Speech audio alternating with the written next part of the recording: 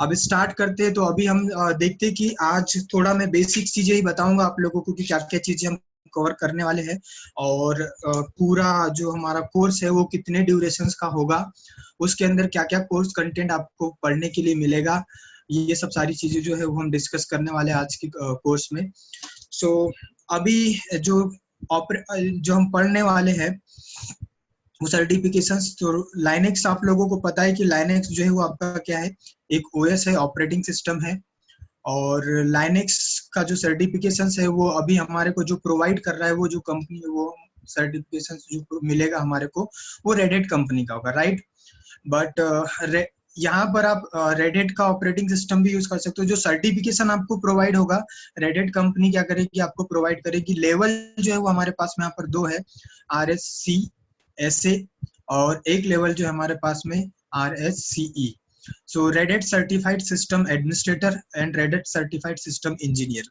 ठीक है, तो अभी अगर आप फर्स्ट सर्टिफिकेशन ये करना चाहते हो, सो इसके लिए 2 बुक्स हमारी यहाँ पर कवर होगी। एक है SA1 और एक होता है SA2। ठीक है, तो इसमें इसका जो बुक का कोड है 124 एंड 135। ये लाइनेक्स सॉरी रेड हैट के अकॉर्डिंग ये बुक्स आपको पढ़नी पड़ेगी। और अगर आपको RSC करना है तो इसके लिए आपको SA3 ये जो सर्टिफिकेशन है ये आपको ये बुक्स जो है वो पढ़नी पड़ेगी। 254 इसका क्या है, एग्जाम जो कोड है, बुक का कोड, नॉट एग्जाम कोड, ये आपका क्या है, बुक का जो कोड है वो आपका ये रहेगा। ठीक है, सो इसमें आपका जो कवर होगा RSC, मतलब ये आपका कौन सा लेवल हो गया, एक तरीके से बेसिक लेवल हो गया। सो अभी हम लोग जो 1 मंथ की जो ट्रेनिंग रहेगी हमारी, वो बेसिक लेवल्स की रहेगी। तो हम सबसे पहले बेसिक कवर करेंगे और उसके बाद में फिर हम यहाँ पर जाएंगे किस लेवल पे, एडवांस लेवल पे। सो वो हमारा जो रहेगा वो भी 1 मंथ का रहेगा। तो बेसिक जो है वो भी आपका 1 मंथ का होगा और एडवांस लेवल जो है वो भी आपका 1 मंथ का होगा। तो टोटल अगर आप RHCE करते हो तो आपको यहाँ पर 2 मंथ्स जो है वो पूरा टाइम लगेगा। सो पर डे की हमारी जो क्लासेस होगी वो 1 आवर्स की होगी, पर डे 1 आवर्स की क्लासेस होगी, और टोटल 2 मंथ लगेगा अगर आप RSC पे जाते हो। तो RSC में आपका बेसिक एंड एडवांस दोनों चीजें जो है वो कवर होगी। बट अभी हम जो स्टार्ट करेंगे वो बेसिक से स्टार्ट करेंगे। ठीक है, सो यहाँ पर अगर आपका मैं बात करूं, सो रेड हैट जो है इसका मैं ऑपरेटिंग सिस्टम यूज नहीं करूंगा। मैं यहाँ पर आपको जो भी प्रैक्टिकल कराऊंगा वो CentOS के ऊपर कराऊंगा। बट CentOS और रेड हैट का जो लाइनेक्स है, ओके, रेड हैट का जो ऑपरेटिंग सिस्टम है लाइनेक्स, उसका कॉन्फ़िगरेशन जो है वो बिल्कुल सेम है। ठीक है, बट CentOS में और जो रेड हैट का जो लाइनेक्स ऑपरेटिंग सिस्टम है, इसमें डिफरेंस इतना ही है कि अगर आप रेड हैट का ऑपरेटिंग सिस्टम परचेस करते हो तो उसका आपको लाइसेंस लेना होगा, उसका चार्ज जो है वो आपको क्या करना पड़ेगा, रेड हैट को पे करना पड़ेगा। और CentOS जो है वो क्या है, आपका ओपन है, अभी इसका कोई भी चार्ज जो है वो हमारे को किसी को भी पे करने की जरूरत नहीं है, राइट। सो अभी जो हम प्रैक्टिकल करेंगे वो इसके ऊपर करेंगे CentOS के ऊपर करेंगे, लाइनेक्स के ऊपर अभी हम प्रैक्टिकल नहीं करेंगे। इसका रीजन ये है क्योंकि अभी जो है हम जो ट्रेनिंग कर रहे हैं, तो ये अभी हमारे पास में क्या है, लाइनेक्स का ऑथोराइज ट्रेनिंग सेंटर नहीं है। तो लाइनेक्स का ऑथोराइज ट्रेनिंग सेंटर नहीं है, इसलिए हम लाइनेक्स का कोई ऑपरेटिंग सिस्टम जो है वो बिजनेस पर्पज से क्या नहीं कर सकते, यूज नहीं कर सकते हैं। जैसे माइक्रोसॉफ्ट का ऑपरेटिंग सिस्टम है, सो उसको हम बिजनेस पर्पज से यूज नहीं कर सकते। अगर हम हमारे नॉर्मली लैपटॉप में अगर हम यूज करते हैं तो माइक्रोसॉफ्ट हमारे को कुछ भी नहीं बोलेगा। बट अगर आप कोई इंस्टीट्यूशन रन कर रहे हैं, अगर आप कोई कंपनी रन कर रहे हैं और वहां पर अगर आप विदाउट लाइसेंस की ऑपरेटिंग सिस्टम यूज करोगे, सो आपको हो सकता है कि कंपनी आपके ऊपर पेनल्टी भी कर सकती है और आपको वो चार्ज जो है उसको पे करना पड़ेगा। तो इसी रीजन से मैं क्या कर रहा हूँ कि अभी जो ऑपरेटिंग सिस्टम यूज कर रहा हूँ वो CentOS ऑपरेटिंग सिस्टम यूज करूंगा। बट अगर आप बोलो तो मैं आपको इसका लाइनेक्स का इंस्टॉलेशन भी बता दूंगा, CentOS का भी इंस्टॉलेशन बता दूंगा। बट दोनों का इंस्टॉलेशन प्रोसेस और कॉन्फ़िगरेशन प्रोसेस जो है वो बिल्कुल सेम है। जिस बंदे ने CentOS पे काम कर लिया वो लाइनेक्स के ऊपर भी जो है वो काम कर सकता है, इसमें कोई भी प्रॉब्लम नहीं आएगी। ठीक है, सर यस यस यस, बोलिए बोलिए अब्दुल। सर कमांड जो है वो भी सेम होंगी कि कमांड तो डिफरेंट हो जाएंगे CentOS और RHEL में? नहीं, मैं ये बोल सकते हो आपकी आपका बड़े मुश्किल से हार्डली 5% चीजें जो है ना आपको डिफरेंट मिलेगी। बाकी जो कॉन्फ़िगरेशन है, जो आप सेंटोस पे कमांड्स रन करोगे, एज इट इज कमांड जो होगी वो उसके ऊपर रन होगी। आपको थोड़ा सा डिफरेंस मिलेगा, बाकी कुछ भी डिफरेंस नहीं है। तो जब मैं कॉन्फ़िगरेशंस आपको बताऊंगा ना सेंटोस पे, उस टाइम पे आपको मैं साथ में बताते चलूंगा कि ये कमांड सेंटोस पे कैसे रन होगी, और अगर उसमें चेंजेस है तो आरएचएल के ऊपर वो चीज कैसे रन होगी। मतलब आरएचएल मतलब कौन सा हो गया आपका, लाइनेक्स का, सॉरी रेड हेट का जो ऑपरेटिंग सिस्टम है। क्लियर हुआ कि नहीं हुआ? तो जैसे अभी मैं आपको बताऊं कि अभी रेड हेट का जो चल रहा है वो RHEL 7 चल रहा है, रेड हेट इंटरप्राइज लाइनेक्स 7। वहीं पर हमारा जो सेंटोस में जो है ना, सेंटोस भी अभी कौन सा लेटेस्ट जो चल रहा है वो सेंटोस 7 चल रहा है। तो जैसे जैसे इधर क्या करता है, रेडिट अपने वर्जन्स को अपग्रेड अपग्रेड करता है, उधर सेंटोस जो है उसको भी क्या करता है, अपग्रेड करता है। और सेंटोस बिल्कुल फ्री है, और इवन मैं आप लोगों को बताऊं बहुत सारी कंपनीज के अंदर जो है ना सेंटोस जो है वो अभी यूज भी हो रहा है ना। बहुत सारी कंपनीज जो है सेंटोस यूज भी करती है, बट जो बड़ी ऑर्गेनाइजेशन है वो इसको यूज नहीं करती। उसका रीजन क्या है? देखो, अगर आप लाइसेंस ऑपरेटिंग सिस्टम यूज करोगे तो कंपनी के तरफ से आपको उसका सपोर्ट भी मिलेगा, कंपनी आपको सपोर्ट भी प्रोवाइड करेगी। और अगर कुछ प्रॉब्लम्स होती है, हैकिंग होती है या कोई आपके सर्वर को हैक करता है, तो आप कंपनी में क्या कर सकते हो, क्लेम कर सकते हो। कंपनी आपको वहां पर सारी चीजें उस चीज केस में क्या करेगी, सपोर्ट करेगी, राइट।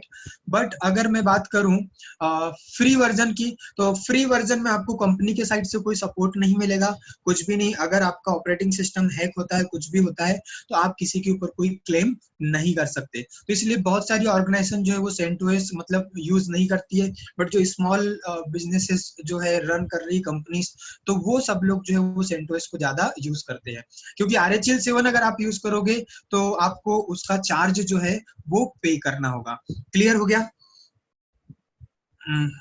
अमित, यस आपका क्या क्वेश्चन था, आप बोल सकते हैं। सर, क्लियर हो गया। Okay, okay fine. सर एक डाउट था सर। यस यस, सर, बोलिए। जो आपने ये जो सर्वर एडमिनिस्ट्रेटर और सर जो इंजीनियर है राइट RSE, राइट राइट उनमें राइट। मेनली सर डिफरेंस क्या, मतलब क्लाइंट और सर्वर समझ में आता है कि क्लाइंट और सर्वर का डिफरेंस होगा, लेकिन राइट, मेनली उसमें क्या डिफरेंस है जो। नहीं नहीं, देखो जो पहला जो आपका जो है ना बेसिक वाला जो कोर्स होगा, सर्वर एडमिनिस्ट्रेटर, और फिर आपका जो है नेटवर्किंग वाला पार्ट है। तो देखो इसमें क्या होता है कि जो क्लाइंट सर्वर आप बोल रहे हो ना, तो आप जो RHCSA कवर करोगे, राइट। सो RHCSA के अंदर मोस्टली आपका जो पार्ट कवर होता है वो क्लाइंट वाला कवर होता है, और कुछ एंड कुछ सर्वर्स हम यहाँ पर क्या करेंगे, कवर करेंगे, ठीक है। और जब हम अगर ओके RHCSE के लिए जाएंगे, तो यहाँ पर कंप्लीट तरीके से ज्यादातर जो पार्ट रहेगा वो कौन सा रहेगा, सर्वर का। मतलब ओवरऑल अगर आप दोनों चीजें कवर करते हो, दोनों चीजें कंप्लीट करने के बाद आपका पूरा client configuration and server configuration जो है वो पूरा का पूरा यहाँ पर क्या हो जाएगा, कवर हो जाएगा, जब आप दोनों चीजें करते हो, RHCSA एंड RSCE, है ना। तो जो मैंने आपको सिलेबस बताया है ना, शायद सर ने आप लोगों के साथ में सिलेबस शेयर किया होगा। मैं अभी और यहाँ पर क्या कर देता हूँ, एक बार आप लोगों को बता देता हूँ कि हम क्या क्या चीजें चौहान साहब, मैंने कोई भी सिलेबस अभी शेयर नहीं करा है, आप ओके ही ओके, पूरा कवर करेंगे इसको, है ना। बिल्कुल बिल्कुल बिल्कुल सर, ओके थैंक यू। सो बढ़ते हैं आगे, और प्लीज आप लोग ना म्यूट कर ले अपने आप को। जब भी किसी को कुछ बोलना हो तो आप या तो चैट पे बोल सकते हैं, या फिर अनम्यूट करके आप अपना क्वेश्चंस बोले और उसके बाद mute कर लेना, ताकि अदर हेलो, पीपल जो है वो डिफरेंस मतलब डिस्टरबेंस ना हो। Good evening sir. Good evening, good evening. Sir I am Puneet Yadav. Yes Puneet, बोलिए बोलिए बोलिए। सर मुझे थोड़ा सा इन्फॉर्मेशन चाहिए था। मैं आपके चैनल पर फर्स्ट बार ही आया हूँ, और यस मुझे यस अभी अभी आपने बताया कि आप नेटवर्किंग का कोर्सेज भी कराते हैं, राउटिंग में, स्विचिंग में। Yes yes yes. तो सर मैंने ऑलरेडी CCNA कर चुका हूँ। ओके, तो मुझे CCNA के बाद में क्या CCNP करना कंपलसरी है, या फिर मैं चेक पॉइंट या फायरवॉल कर सकता हूँ? देखो पुनीत, अगर मैं आपको नॉलेज वाइज बताऊं ना, अगर आपको इंडस्ट्री में काम करना है, राइट, सो आप बेटर होगा कि जो चीजें है वो आप NP लेवल पे जाए। ठीक है। तो ये चीजें हैं। बट पुनीत, इन सब चीजों के बारे में ना हम थोड़ा सा क्लास के बाद में डिस्कस करेंगे तो बेटर होगा, क्योंकि ये अभी हमारी लाइनेक्स की क्लास है ना। तो आप मुझे क्लास के बाद में कांटेक्ट करो, मैं आपको पूरी डिटेल बताऊंगा, ओके। क्योंकि अभी जो पीपल्स है वो सब लाइनेक्स के लिए है, तो थोड़ा सा बेटर नहीं होगा ये, है ना। तो क्लास के बाद में आप मुझे कांटेक्ट करें, मैं फ्री होऊंगा तो हम डिस्कस करते हैं उसके बारे में। क्लियर है सर? व्हाट्सएप नंबर है क्या आपका?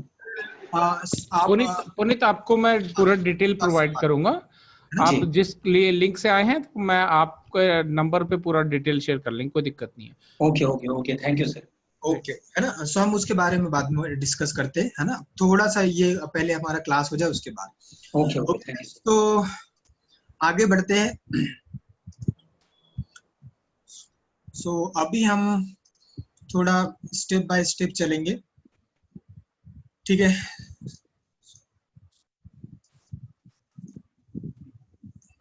सो आज जो हम कवर करने वाले जो चीजें जो है बेसिक लाइनेक्स का, लाइनेक्स आइडियाज एंड हिस्ट्रीज वगैरह के बारे में थोड़ा सा हम जो है डिस्कस करेंगे इसमें, ओके। सो सबसे पहले मैं आप लोगों को बता देता हूँ सिलेबस के बारे में। जिन लोगों को नहीं पता है, या हो सकता है आप में से कुछ लोग जो है वो ऑलरेडी इस फील्ड में काम कर रहे होंगे लाइनेक्स के अंदर, तो क्या क्या चीजें हम कवर करेंगे। तो ये वाला है हमारा कौन सा, सिस्टम एडमिनिस्ट्रेटर वाला, राइट। सो इसको करने के बाद आप जो है आरएससी एसए का जो एग्जाम है वो दे सकते हो। इस सिलेबस के अंदर आपका जो मैंने आपको बुक आपको बताया, लाइन आरएचईएल 7 के हिसाब से, ये जो बुक है ना एक्चुअल में आरएचईएल 7 के अकॉर्डिंग है। आरएचईएल 7 जो रेडिट बोलता है आपको, है ना। सो आरएससी SA1 एंड SA2, इस सिलेबस के अंदर आपकी ये 2 बुक्स जो है वो कवर हो जाएगी, राइट। तो इसके अंदर सबसे पहले हम यहाँ जो कवर करेंगे, आप देख सकते हो स्क्रीन के ऊपर, लाइनेक्स इंट्रोडक्शंस वगैरह हम देखेंगे, और उसके बाद में इंस्टॉलेशन पार्ट आपका होगा। सो इंट्रोडक्शंस में वही चीजें, आपका हिस्ट्री पार्ट की लाइनेक्स की पहले कौन सा था, मतलब आपका यूनिक्स आया, फिर लाइनेक्स कैसे आया, क्या क्या हुआ यूनिक्स में, लाइनेक्स में क्या क्या डिफरेंस वगैरह है, वो सब सारी चीजें हम डिस्कस करेंगे। और कौन सा ऑपरेटिंग सिस्टम बेटर होगा आपके लिए, लाइनेक्स बेटर है या विंडोज बेटर है, ये सब सारी चीजें इसके अंदर डिस्कस होगा। फिर आपका फाइल सिस्टम हायरार्की है यहाँ पर, एंड बेसिक कमांड्स है। फाइल सिस्टम हायरार्की मतलब कि लाइनेक्स का फाइल सिस्टम जो है वो किस तरीके से डिजाइन किया हुआ है। जैसे आपने विंडोज के अंदर देखा होगा, हमारा क्या होता है, सी ड्राइव होता है। सी ड्राइव के अंदर फिर हमारे पास में क्या होता है, विंडोज होता है, प्रोग्राम फाइल्स होती है ना। तो हर उसको एक तरीके से प्रॉपर तरीके से क्या होता है, ऑर्गेनाइज किया होता है ना। विंडोज फाइल्स के अंदर अलग चीजें होगी, प्रोग्राम फाइल्स के अंदर अलग चीजें होगी, एप्लीकेशन जो है वो आपका अलग लोकेशंस पे क्या होता है, इंस्टॉल होता है ना। डॉक्यूमेंट होता है आपका, डेस्कटॉप फोल्डर होता है। तो इस तरीके से विंडोज में क्या होता है, विंडोज का भी अपना एक फाइल सिस्टम होता है, और वैसे ही लाइनेक्स का भी अपना क्या है, एक फाइल सिस्टम है। तो इसका फाइल सिस्टम हायरार्की है, उसके बाद में बेसिक कमांड्स है। उसके बाद यहाँ पर जो चीजें मैं आप लोगों को कवर करवाने वाला हूँ, बेसिक कमांड्स के अंदर क्या है कि भाई लाइनेक्स ऑपरेटिंग सिस्टम को स्टार्ट कैसे करना है, आपको कमांड प्रॉम्प्ट कैसे स्टार्ट करना है, शटडाउन कैसे करना है, और ये सब सारी चीजें इसके अंदर आएगी। नॉर्मल आपको इंफॉर्मेशन वगैरह चेक करनी है ऑपरेटिंग सिस्टम से रिलेटेड, तो वो सब सारी चीजें, फाइल्स नॉर्मल कैसे क्रिएट होता है, डायरेक्टरीज कैसे क्रिएट होता है, तो ये सब चीजें जो है वो हम यहाँ पर यूजर एडमिनिस्ट्रेटर के अंदर जो है वो कवर करने वाले हैं, राइट। सॉरी, बेसिक कमांड्स के अंदर। यूजर एडमिनिस्ट्रेटर के अंदर आपका क्या आएगा कि लाइनेक्स ऑपरेटिंग सिस्टम के अंदर हम यूजर्स कैसे क्रिएट कर सकते हैं, तो इसमें कितने टाइप्स के यूजर्स होते हैं, तो हम यहाँ पर टाइप्स ऑफ यूजर अकाउंट्स, फिर कैसे क्रिएट करना है, डिलीट कैसे करना है, तो वो सब सारी चीजें आपकी यहाँ पर क्रिएट होगी। सिस्टम यूजर्स क्या होता है, सुपर यूजर्स क्या होता है ना, नॉर्मल यूजर्स क्या होता है, ये सब चीजें इसके अंदर डिस्कस करेंगे, ओके। उसके बाद यहाँ पर है ग्रुप एडमिनिस्ट्रेशन है आपके पास में। सो वही कि कितने टाइप्स के ग्रुप है, ग्रुप क्रिएशंस वगैरह, ये सब चीजें कवर होगी। उसके बाद आपके पास में जो नेक्स्ट चैप्टर जो होगा वो आपका क्या होगा, advance file permissions and ACLs वगैरह। तो इसमें बेसिक फाइल परमिशंस, मैं सबसे पहले आपको बेसिक फाइल परमिशंस पढ़ाऊंगा। सो अगर आपके पास में कोई डायरेक्टरी है, डायरेक्टरी मतलब यहाँ पर होता है लाइनेक्स के अंदर हम उसको बोलते हैं फोल्डर्स, और अगर आपने कोई फाइल क्रिएट करी है तो इस फाइल और फोल्डर के ऊपर आपको बेसिक परमिशंस कैसे लगाना है वो हम देखेंगे। उसके बाद एडवांस परमिशंस कैसे लगाना है वो देखेंगे, और उसके बाद में हमारे पास में यहाँ पर क्या होता है, ACLs, एक्सेस कंट्रोल लिस्ट। तो जो लोग नेटवर्किंग बैकग्राउंड से बिलोंग करते हैं उन लोगों को पता होगा कि एक्सेस कंट्रोल लिस्ट का क्या काम होता है। सो यहाँ पर भी हम ACL का क्या करेंगे, यूज करेंगे। तो बेसिक, एडवांस और ACL 3 टाइप की परमिशंस होती है एक्चुअल में, या you can say we have 3 levels, basic, then advance and then ACL, right. तो ये चीजें हम पढ़ेंगे। उसके बाद में मैं आप लोगों को बताऊंगा यहाँ पर standard partition and swap partition. तो लाइनेक्स ऑपरेटिंग सिस्टम के अंदर पार्टीशंस कैसे क्रिएट होता है, तो वो चीजें हम डिस्कस करेंगे, ठीक है। तो इसमें भी जैसे विंडोज में आपने देखा होगा कि एक प्राइमरी पार्टीशंस होता है, एक्सटेंडेड पार्टीशंस होता है। सो यहाँ पर भी हमारे पास में उस तरीके से प्राइमरी पार्टीशंस, एक्सटेंडेड पार्टीशंस, उसके बाद में स्वैप पार्टीशन। तो स्वैप पार्टीशन जो होता है ये आपका क्या होता है, वर्चुअल मेमोरी की तरह होता है। विंडोज के अंदर जो वर्चुअल मेमोरी होती है ना, कि अगर आपका रैम जो है उसका पूरा यूटिलाइजेशन अगर हो जाए, तो रैम का पूरा यूटिलाइजेशन होने के बाद में क्या होता है, आपका कुछ फाइलें जो है वो वर्चुअल मेमोरी के ऊपर शिफ्ट होना स्टार्ट होती है, ताकि आपका सिस्टम का परफॉर्मेंस जो रहे वो क्या, वो डाउनग्रेड ना हो, परफॉर्मेंस जो रहे वो बेस्ट रहे। सो यहाँ पर भी स्वैप पार्टीशंस का यूज उसी तरीके से, तो विंडोज में उसको हम वर्चुअल मेमोरी बोलते हैं, and in Linux we call it swap partitions. Clear है। उसके बाद यहाँ पर डिस्क कोटा है। सो डिस्क कोटा किसके लिए होता है, जैसे आप लोगों ने अभी देखा होगा ना, जीमेल के ऊपर आप अकाउंट बनाते हो तो आपको 15 GB का जो है वो साइज मिलता है ना। आप गूगल ड्राइव वगैरह जो है उसको यूज करते हो तो वहां पर आपको एक लिमिटेड क्या होता है, साइज मिलता है। तो बहुत सारे ऐसी आपको क्या मिल रहे हैं, ओपन क्लाउड्स वगैरह के ऊपर स्पेस आपको मिल रहा है, पर वो लिमिटेड स्पेस आपको मिल रहा है। तो वो जो कंट्रोल होता है that is control by the quota, है ना। तो आप यहाँ पर कोटा लिमिट लगा सकते हो कि भाई अगर मेरे पास में एक 500 GB की हार्ड डिस्क है, तो उस हार्ड डिस्क को कौन सा यूजर कितना % उसका यूज कर सकता है। ऐसा नहीं कि भाई एक यूजर है बॉब, वो सारा का सारा डेटा क्या कर दे, अपलोड कर दे 500 GB हार्ड डिस्क को, वही यूज कर ले, नहीं। सो मैं यूजर का जो रोल है उसके अकॉर्डिंग चाहूँ तो उसको क्या कर सकता हूँ, हार्ड डिस्क की लिमिटेशंस दे सकता हूँ। तो वो चीजें यहाँ पर हम कवर करेंगे। उसके बाद में रिडंडेंट रेड है ना। तो ये हम यहाँ पर क्या करेंगे, यूज करेंगे, ठीक है। तो ये एक तरीके से आपका क्या होता है, आप बोल सकते हो बैकअप वगैरह के लिए, कि भाई आपके पास में एक हार्ड डिस्क है, सो उसका बैकअप आपके पास में कहाँ पर रहेगा, दूसरी हार्ड डिस्क के अंदर रहेगा। अगर वो हार्ड डिस्क क्या होती है, आपका क्रैश भी होती है, तो आप इस हार्ड डिस्क से क्या कर सकते हो, उसको, उस बैकअप को रिकवर कर सकते हो, ठीक है। तो ये आपको रिडंडेंसी प्रोवाइड करती है आपकी डेटा का। उसके बाद में आपके पास में यहाँ पर जो है वो है लॉजिकल वॉल्यूम मैनेजर। तो LVM is also, it is also a partition. ये भी आपका क्या है, पार्टीशन ही है एक तरीके का।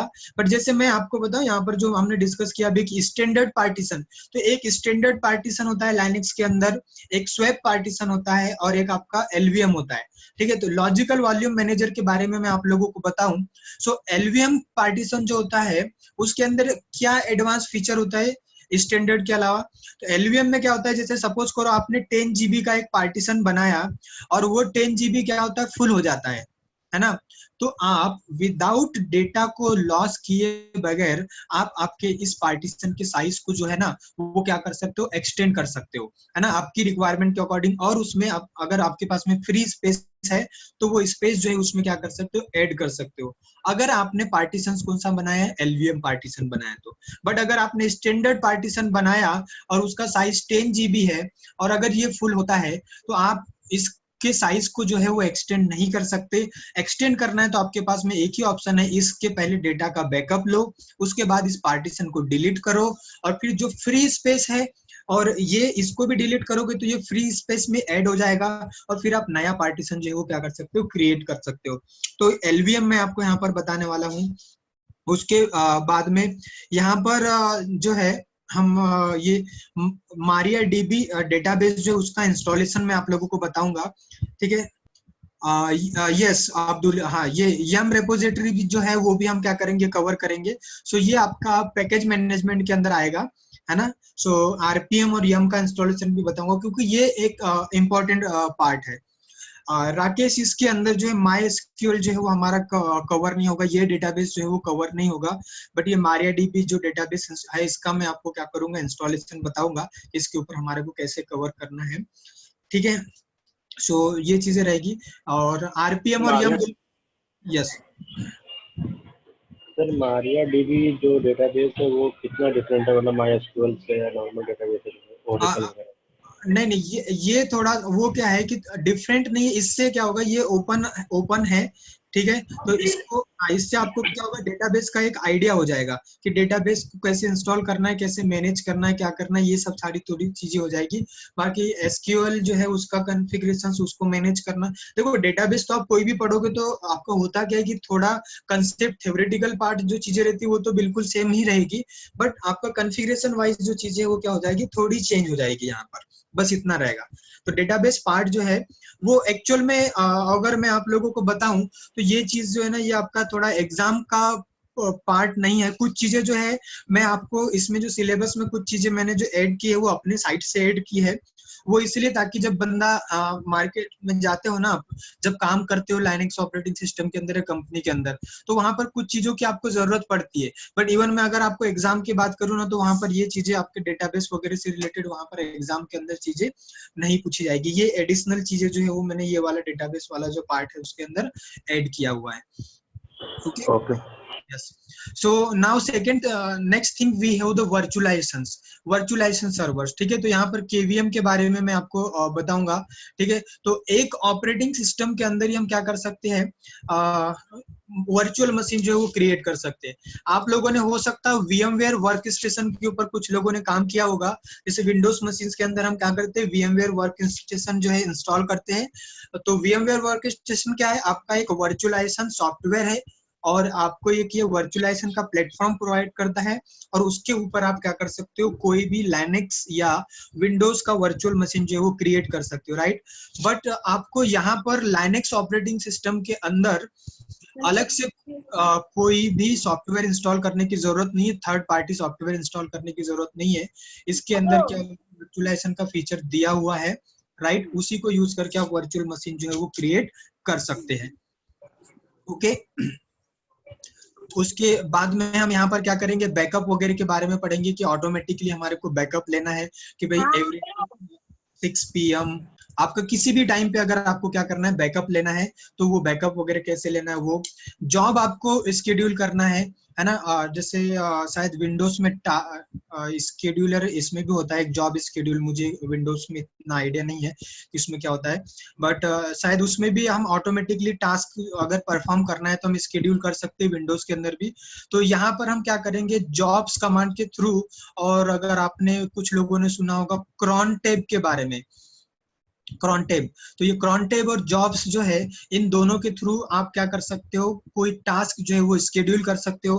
किसी पर्टिकुलर टाइम पे आपको क्या करना है, कोई टास्क परफॉर्म करना है, तो वो आप इनके थ्रू करा सकते हो। किसी पर्टिकुलर डेट को या किसी पर्टिकुलर डेट को किसी पर्टिकुलर टाइम पे आपको कोई टास्क रन करना है। जैसे हो सकता है कि मुझे लाइनेक्स ऑपरेटिंग सिस्टम के अंदर मेरी टेम्परेरी फाइल्स है, मैं चाहता हूँ कि एवरी डे 6 PM मेरे ऑपरेटिंग सिस्टम के अंदर जो भी टेम्परेरी फाइल्स है वो क्या हो जाए, डिलीट हो जाए। तो उसके लिए आपको अगर कोई जॉब रन करना है तो वो आप क्रॉन टैब और जॉब्स के थ्रू जो है वो कर सकते हो।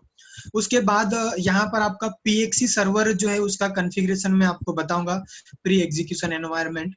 सो ये आपको ऑपरेटिंग सिस्टम इंस्टॉलेशन में हेल्प करता है। तो जैसे आपको ऑपरेटिंग सिस्टम इंस्टॉल करना है लाइनेक्स के अंदर, तो आप वो DVD के थ्रू भी क्या कर सकते हो, लोकल DVD आपके पास में है या CD है तो उसके थ्रू भी आप क्या करा सकते हो, ऑपरेटिंग सिस्टम जो है वो इंस्टॉल कर सकते हो।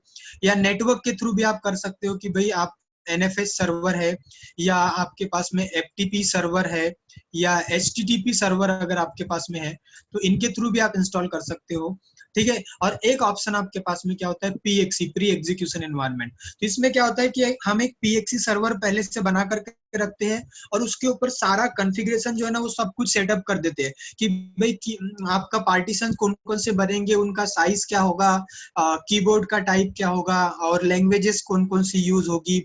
ये सब कुछ जो आप इंस्टॉलेशन के टाइम पे जो भी चीजें आप यूज करते हो ना, या इंस्टॉलेशन के टाइम पे आपसे जो भी कुछ पूछा जाता है, तो वो सारी चीजें हम PXE सर्वर के ऊपर क्या कर देते हैं, पहले से एक फाइल के अंदर सारा कॉन्फ़िगरेशन जो है वो दे करके रख देते हैं। और वो सारा कॉन्फ़िगरेशन आप जब वहां पर सेट कर दोगे तो आपका जो मशीन होगा ना, जो क्लाइंट मशीन, ये आपके लैन कार्ड से बूट होगा। जो NIC होता है ना, नेटवर्क इंटरफेस कार्ड, वो मशीन आपकी इस लैन कार्ड से बूट होगी, और आपको कुछ भी नहीं करना है, मशीन लैन कार्ड से बूट होगी, और ऑटोमेटिकली सारा का सारा इंस्टॉलेशन जो है वो आपके इस कंप्यूटर के ऊपर हो जाता है, ठीक है। तो ये सारी चीजें जो है वो हम यहाँ पर कवर करेंगे। तो मैं आपको डीवीडी के थ्रू कैसे इंस्टॉल करना है वो बताऊंगा, और पीएक्सी जो है उसके थ्रू कैसे इंस्टॉलेशन करना है वो आप लोगों को बताऊंगा। उसके बाद में अपाचे वेब सर्वर के बारे में हम जो है वहां पर डिस्कस करेंगे कि इसको कैसे कॉन्फ़िगर करना है, इंस्टॉल करना है, और कुछ यस माउंटिंग वगैरह भी देखेंगे। क्योंकि देखो राकेश, अगर हम यहाँ पर डायरेक्टरी, राकेश बोल रहा हूँ अब्दुल, अगर हम यहाँ पर डायरेक्टरीज वगैरह बनाना सीखेंगे, फाइल्स वगैरह बनाना सीखेंगे, तो सिंपल सी बात है हमारे को उसको क्या करना होगा, माउंट भी करना होगा। तो मैं यहाँ पर आपको टेम्परेरी कैसे माउंट करना है और fstep कमांड के थ्रू कैसे माउंट करना है वो सारी चीजें जो वो आपको बताने वाला हूँ डिटेल्स में। समझ में आ रहा है? ये चीजें है। उसके बाद में अपाचे टॉमकेट सर्वर कैसे इंस्टॉल होता है, क्या होता है, ये सब सारी चीजें बताऊंगा। तो ये भी अपार्ट फ्रॉम सिलेबस है, आपका एग्जाम्स वगैरह के अंदर इसके बारे में नहीं आएगा। मास्टर एलडेप और सर्वर स्लेव एलडेप जो है वो कैसे कॉन्फ़िगर किया जाता है। मतलब आप जो विंडोज बैकग्राउंड से होंगे, वो आपका जो एडी होता है ना, एक्टिव डायरेक्टरी, वो एक्टिव डायरेक्टरी जो है वो आपका डेटाबेस को, यूजर के डेटाबेस को मेंटेन करने के लिए एक सेंट्रलाइज लोकेशंस के ऊपर यूजर के डेटाबेस को क्या करना है, स्टोर करना है। तो वो कैसे किया जाता है, तो विंडोज के अंदर हम उसको क्या बोलते हैं, एडी बोलते हैं, एक्टिव डायरेक्टरी, और यहाँ पर हम उसको एलडेप ही बोलते हैं। बट एक्चुअल में एक्टिव डायरेक्टरी, एलडेप एक तरीके से जो है ना वो आपका प्रोटोकॉल होता है। वहां पर आपका एडी जो होता है वो एडी होता है, उसके बैकग्राउंड में भी एलडेप प्रोटोकॉल ही काम करता है, यहाँ पर भी जो है वो आपका एलडेप ही काम करेगा। उसके बाद में आपका यहाँ पर जो है वो सांबा सर्वर है और सांबा पीडीसी सर्वर है ना। तो ये सारी चीजें है। उसके बाद में मैं जो कुछ चीजें इसमें और आपको कवर कराऊंगा वो एनएफएस है, network file system, NFS server है। उसके बाद आपका एफटीपी सर्वर जो है वो कैसे कॉन्फ़िगर होता है, वो चीजें मैं आपको यहाँ पर जो है वो कवर करवाऊंगा। ठीक है, तो ये आपका जो है सिस्टम एडमिनिस्ट्रेटर लेवल की चीजें हैं, बेसिक्स। फिर सारी चीजें बहुत सारी और इसके अंदर कवर होगी, जैसे अभी फाइल्स वगैरह कैसे बनाना है ना, ये सब सारी चीजें। डायरेक्टरीज जो है वो कैसे क्रिएट करना है वो भी आपका इसके अंदर जो है कवर होगा। ठीक है, बढ़ते नेक्स्ट स्लाइड पे देखते हैं कि अब नेक्स्ट जो है, अगर हम एडवांस लेवल के लिए जाते हैं ना, तो ये आपका जो था बेसिक लेवल का था जो हम 1 मंथ के अंदर कवर करने वाले। एडवांस लेवल पे हम जब जाएंगे नेटवर्क एडमिनिस्ट्रेशन के अंदर, बेसिक्स में जैसे आप लोगों को मैं आईपी के बारे में भी बताऊंगा थोड़ा सा, है ना। जो बेसिक्स जो हम कवर करेंगे ना इसमें कि भाई मशीन्स को आईपी कैसे कॉन्फ़िगर किया जाता है ना। तो वो सारी चीजें, ग्राफिकली आईपी कैसे असाइन होता है, कमांड लाइन के थ्रू आईपी किस तरीके से क्या होता है, असाइन होता है, वो सब सारी चीजें जो है मैं उसमें आपको बेसिक्स के अंदर भी कवर कराऊंगा। फिर देखो यहाँ पर और आपका जो है बैकअप वगैरह चीजें आ जाएगी आपकी। आरपीएम और यम जो है वो आपका एडवांस लेवल के अंदर भी है और बेसिक लेवल के अंदर भी है ना। तो मैं आपको ये चीज जो है वो आपको बेसिक के अंदर भी कवर करूंगा। तो ये चीज जो यूज होती है ना, ये किस लिए यूज होता है आपका, कि जैसे विंडोज के अंदर आपने देखा होगा हमारे पास में क्या होता है, .exe फाइल होता है, राइट। तो ये होता है, कोई भी सॉफ्टवेयर अगर आपके पास में होगा उसको जब आप इंस्टॉल करते हो तो हमारे पास में जो होता है वो .exe फाइल को हमारे को यूज करना पड़ता है। यहाँ पर लाइनक्स के अंदर क्या होता है, .rpm फाइल होता है, red hat package manager. Okay, हमारे को क्या करना है, इस आरपीएम फाइल को अगर हमारे को इंस्टॉल करना है तो हम दो तरीके से इंस्टॉल कर सकते हैं, आरपीएम कमांड के थ्रू भी और यम कमांड के थ्रू भी। बट यम के लिए हमारे को क्या करना पड़ता है, लो.अपडेट मैनेजर के लिए हमारे को सर्वर जो है वो कॉन्फ़िगर करना पड़ता है। ठीक है, तो अभी आपको केवल ओवरव्यू में बता रहा हूँ कि ये चीजें हम क्यों यूज कर रहे हैं। आपका पैकेज मैनेजमेंट के लिए बोल सकते हो, या कोई भी फाइल या कोई सॉफ्टवेयर आपको लाइनक्स के अंदर इंस्टॉल करना है तो उसके लिए। ओके अमित, आप बोल सकते हैं, क्या आपका क्वेश्चन है? सर एक डाउट आ रहा था। हाँ बोलिए। मतलब ऐसे मान लीजिए लाइनक्स सर्वर तो सर बहुत ही एडवांस हो गया, मतलब सारी चीज़ें यहाँ पे कमांड पे ही काम होंगी। बिल्कुल सर जो बड़ी बड़ी ऑर्गेनाइजेशन या कंपनीज हैं वो हाँ एज अ फ्रेशर तो वो हायर करती नहीं है, तो सर इसके लिए हमें मतलब जॉब जो अप्लाई करेंगे वो एज अ फ्रेशर ही हम लोग अप्लाई करेंगे, इसके लिए तो सर जॉब थोड़ा मुश्किल होती होगी। देखो एक्चुअल में क्या होता है कि अभी जो वैकेंसीज आ रही है ना, अभी देखो अगर आप स्टार्टअप करते हो ना, तो स्टार्टअप के लिए क्या होता है कि आपको बेसिक्स लेवल का भी नॉलेज होना चाहिए। देखो लाइनेक्स ऑपरेटिंग सिस्टम बहुत ज्यादा सिक्योर है मोस्ट ऑफ द टाइम। ये जो होता है ना, इसको क्लाइंट्स तो हम यूज करते नहीं, कहाँ पर यूज करते हैं, सर्वर साइड में। और वो भी आपका जो ये जो होता है ना, डेटा सेंटर्स वगैरह जो होते हैं, आपने देखा होगा, अगर आप कुछ लोगों ने काम किया होगा वाली कंपनीज है ना, वो सारी की सारी कंपनीज आपको क्या करती है, उनके एंड पे जो ऑपरेटिंग सिस्टम यूज होता है ना, वो आपका कौन सा, कोई भी लाइनेक्स बेस्ड ऑपरेटिंग सिस्टम ही यहाँ पर क्या होता है, यूज होता है। समझ में आ रहा है? तो डेटा सेंटर्स के अंदर हम इसको यूज करते हैं, सर्वर साइट पे ज्यादातर हम इसको क्या करते हैं, यूज करते हैं।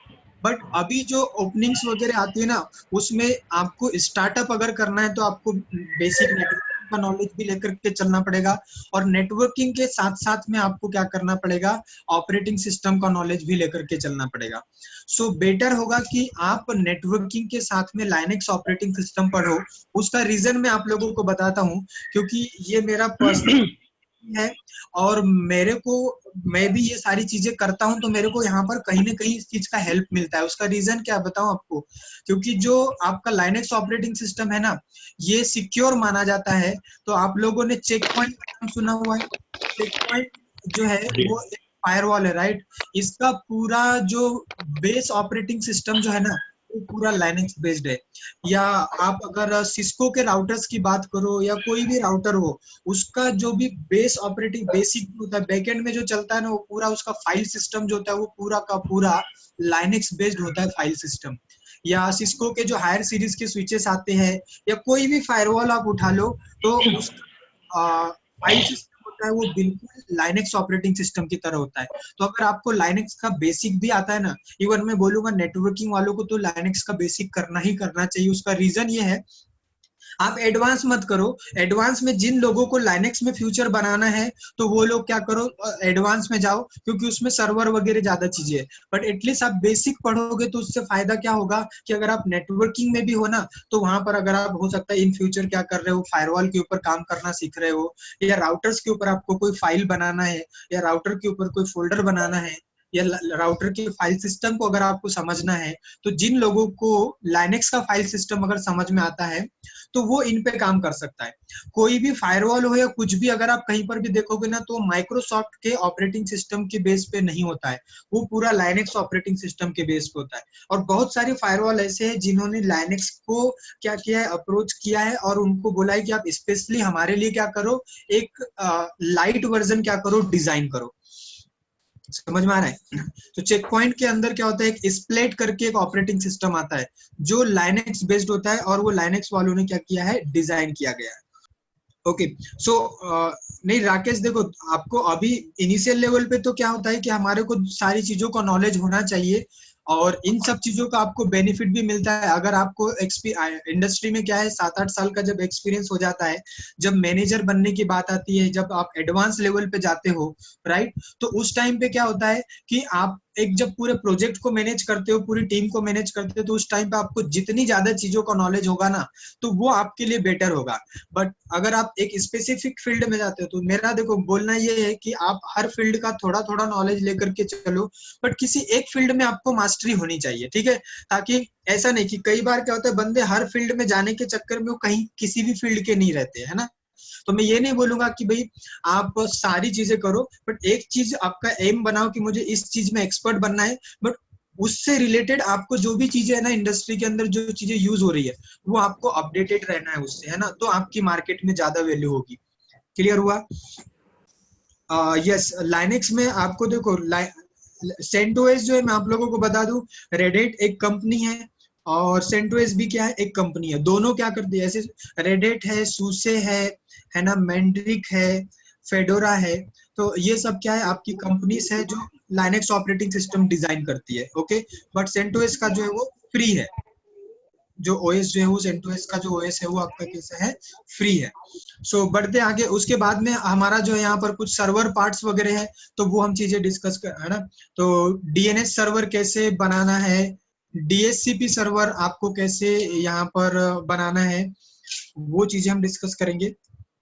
एंड सो DHCP सर्वर का आई थिंक आप सब लोगों को पता होगा कि हम क्या करते हैं, ऑटोमेटिक आईपी प्रोवाइड करने के लिए हम ये सर्वर यूज करते हैं। सो ये कैसे डिजाइन करना है, डीएनएस सर्वर कैसे यूज किया जाता है, डिजाइन होता है। नेम रिजोल्यूशंस के लिए हम इस सर्वर का क्या करते हैं, यूज करते हैं। उसके बाद अपाचे वेब सर्वर है, मेल सर्वर हम यहाँ पर पोर्टफिक्स यूज, यम सर्वर जो है, तो यम सर्वर मैंने अभी आपको कुछ टाइम पहले बताया था कि ये आपका क्या होता है कि लाइनेक्स के अंदर जो .rpm फाइल्स वगैरह होती है, उनको पैकेजेस को, एप्लीकेशंस को इंस्टॉल करने के लिए हम इसका यूज करते हैं। बट ये जो rpm और yum जो है, इसमें थोड़ा सा डिफरेंस क्या है कि rpm फाइल जो होता है ना, वो डिपेंडेंसीज को रिजॉल्व नहीं करता है। डिपेंडेंसीज मींस व्हाट, जैसे आप लोगों ने विंडोज में देखा होगा, हम कोई सॉफ्टवेयर क्या करते हैं, इंस्टॉल करते हैं, तो वो पहले क्या होता है कि हमारे को बोलता है कि आप क्या करो, अगर कोई डिपेंडेंट फाइल्स वगैरह, डिपेंडेंट चीजें हैं, तो वो इंस्टॉल करने के लिए आपको बोलता है कि भाई कोई सॉफ्टवेयर आप इंस्टॉल कर रहे हो और वो किसी दूसरे सॉफ्टवेयर के ऊपर डिपेंड है, तो पहले हमारे को सॉफ्टवेयर जो क्या करना होता है, इंस्टॉल करना होता है। तो यहाँ पर आरपीएम में भी वैसे ही है कि अगर आप आरपीएम के थ्रू कोई जो है सॉफ्टवेयर इंस्टॉल करते हो लाइनेक्स के अंदर, तो वो क्या करता है, अगर वो किसी दूसरे सॉफ्टवेयर के ऊपर डिपेंड है, तो उस डिपेंडेंट वाले सॉफ्टवेयर को इंस्टॉल नहीं करता है, पहले आपको उसको इंस्टॉल करना पड़ता है।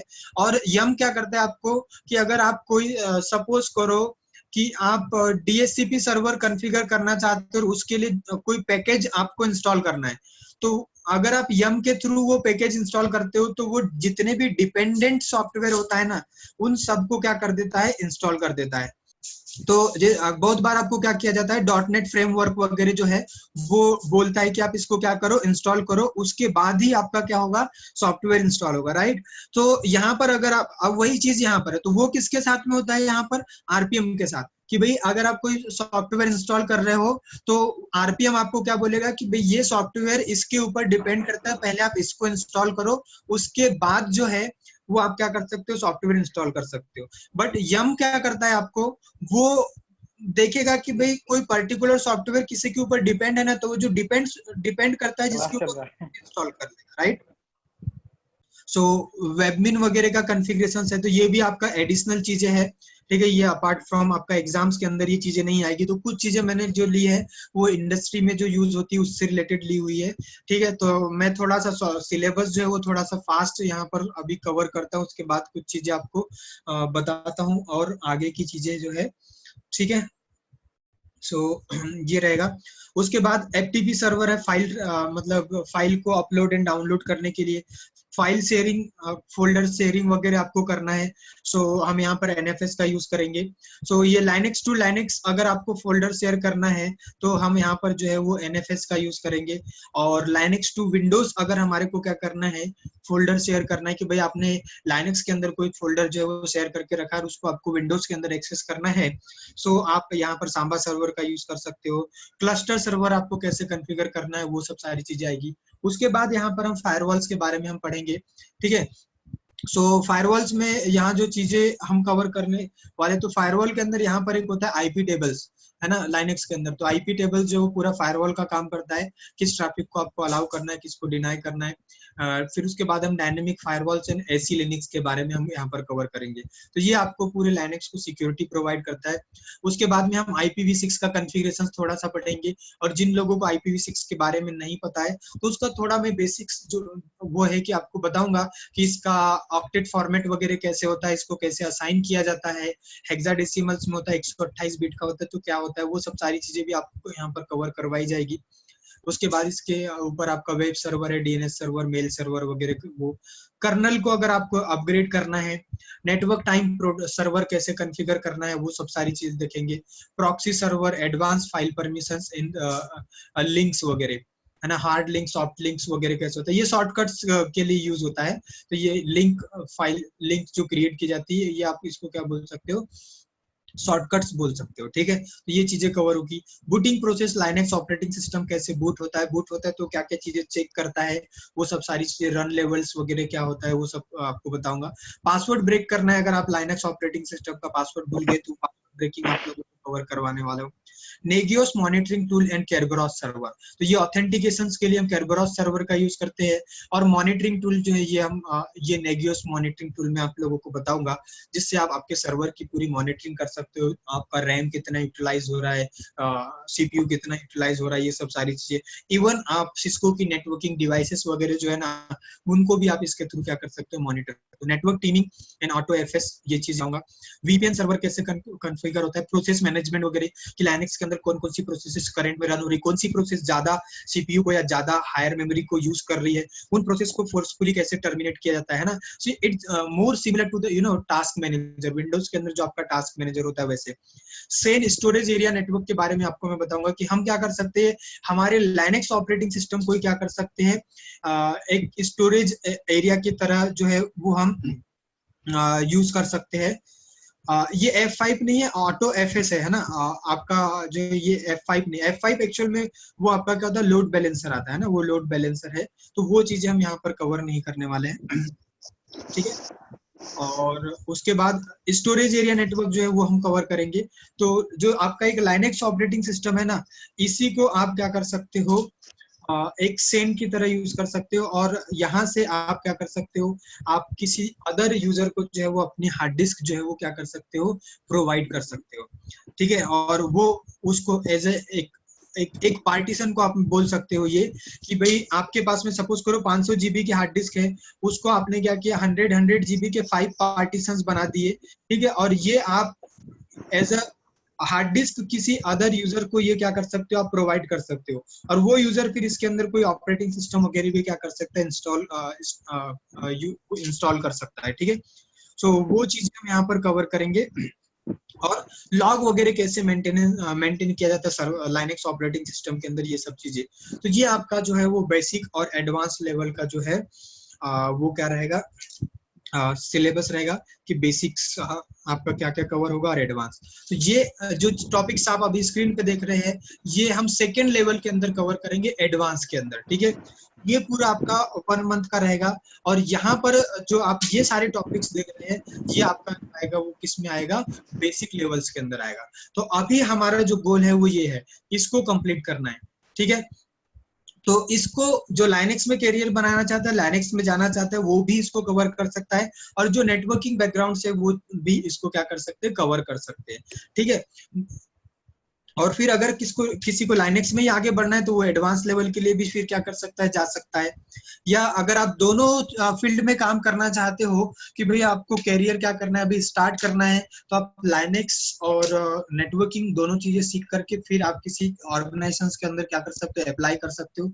तो बहुत सारी जो स्टार्टअप कंपनीज जो होती है, छोटी ऑर्गेनाइजेशंस होती है, तो वो मल्टीपल फील्ड का जिन लोगों को नॉलेज होता है ना, ऐसे बंदों को वो प्रिफर करती है, ताकि एक ही बंदा थोड़ा नेटवर्किंग का पार्ट भी संभाल ले, और आपका लाइनक्स का पार्ट भी संभाल ले, विंडोज का पार्ट भी संभाल ले।